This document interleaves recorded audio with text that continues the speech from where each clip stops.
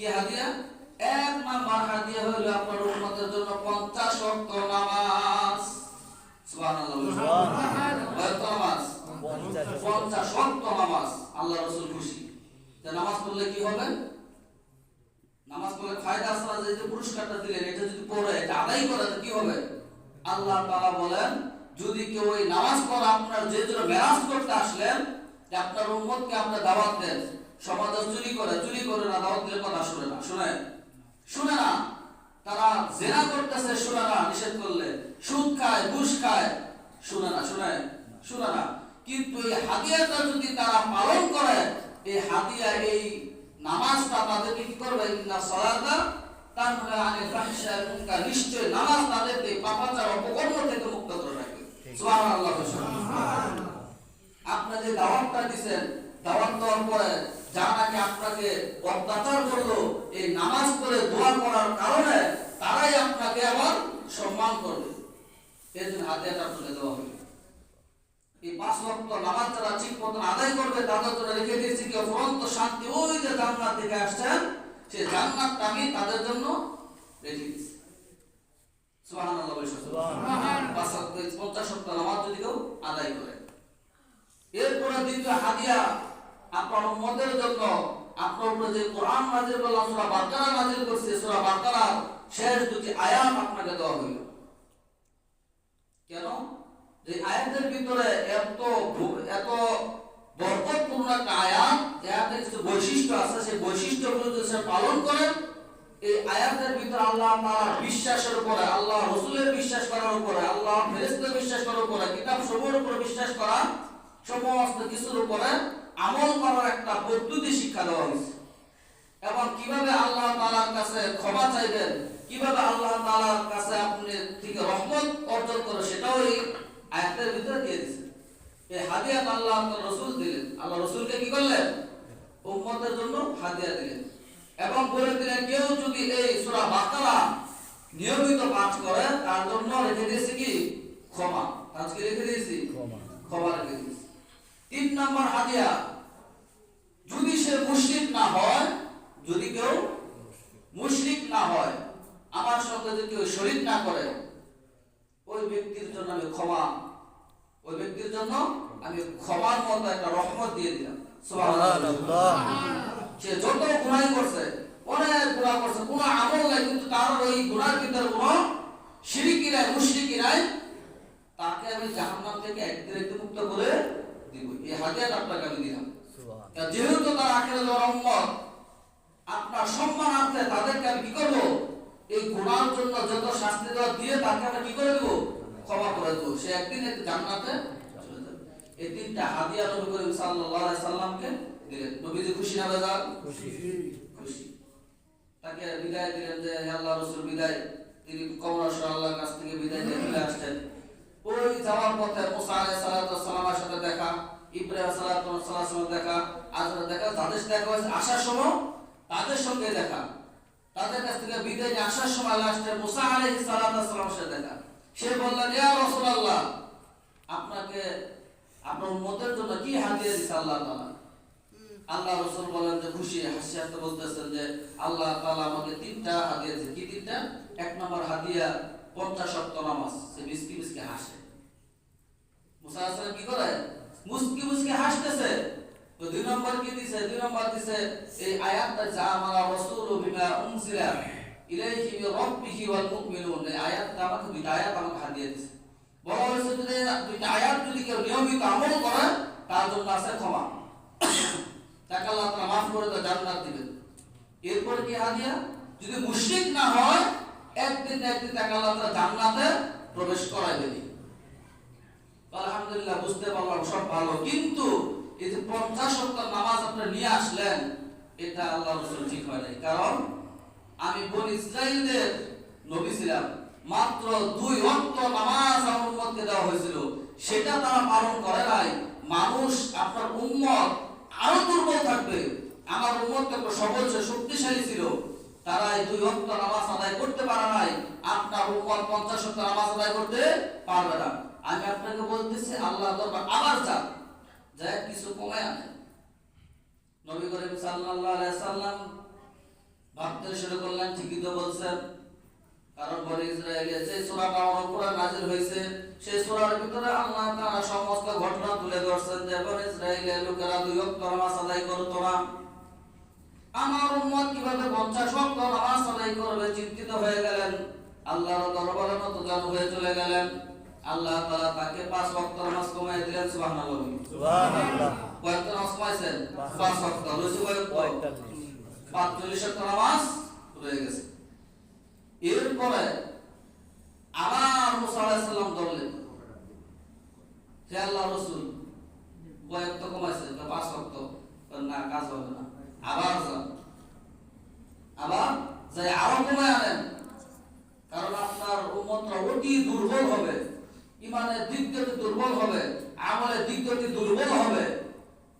কারণ আখিরাত যখন উম্মতরা এত এত বেশি নাফরমান করবে, তাদের জন্য এটা অনেক কষ্টকর হয়ে যাবে। কারণ তারা ছোট ছোট আমলগুলো তারা করবে না, করতে চাইবে না। কারণ আমাদের উম্মতরা তো আপনার উম্মত এখন যারা সাহাবারা, তারা আপনাকে দেখে দেখে ইবাদত করতেছে, আর তারা শুনে শুনে ইবাদত করবে। দুইটাই মানে কিন্তু পার্থক্য আছে না নাই? আছে। এক জামানার সাহাবারা, মানুষরা, উম্মতরা আল্লাহ রাসূলকে দেখে, কোরআন সরাসরি নাযিল হয়েছে তা দেখে, মুজিজা দেখে ইবাদত করছে, আমল করছে, বিশ্বাস করছে।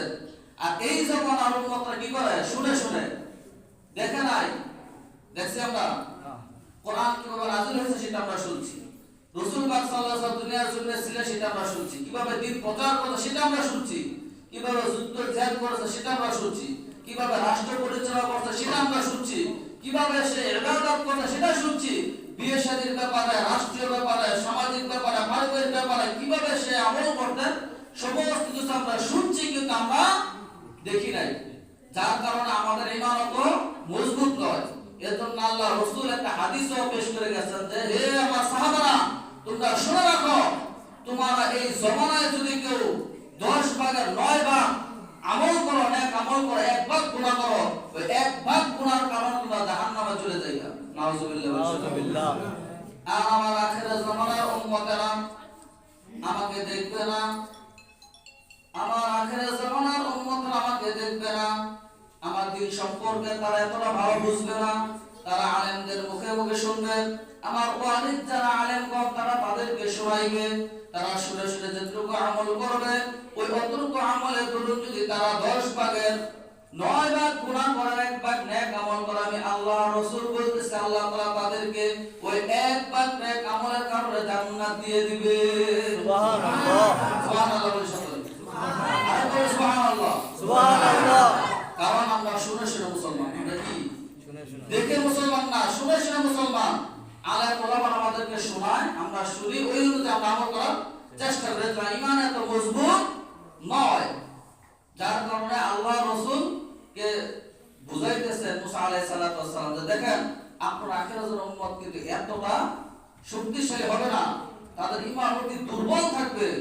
আপনার এখন হয়তো নিয়ে সাহাবাদেরকে দিলে সাহাবারা কষ্টের দরুন জীবন চলে গেল, তারা আপনার আমলকে অস্বীকার করবে না, ভালাবে না, কিন্তু আপনার পরবর্তী প্রজন্ম যে রূপগুলো আসবে, উম্মত আসবে, তারা কিন্তু এই আমলটা করতে পারবে না। তাদের উপরে এটা অত্যাচার হয়ে যাবে, জুলুম হয়ে যাবে তাদের উপরে। আপনি আবার যান কর্মরসরে, আল্লাহ রাসূল 9 বার গেছিলেন, কয়বার? 9 বার যায়া 5 নং 45 ওয়াক্ত নামাজ কমায় আনছে। সুবহানাল্লাহ, সুবহানাল্লাহ। যখন কমায় নিয়ে আসলেন তখন মুসা আলাইহিস সালাতু ওয়াস সালাম জিজ্ঞেস করলেন, হে আল্লাহর রাসূল, নভেম্বর আসার পরে এখন কয় ওয়াক্ত নিয়ে আসছেন? আল্লাহ রাসূল বলতেছে, এখন 5 ওয়াক্ত নিয়ে আসছে।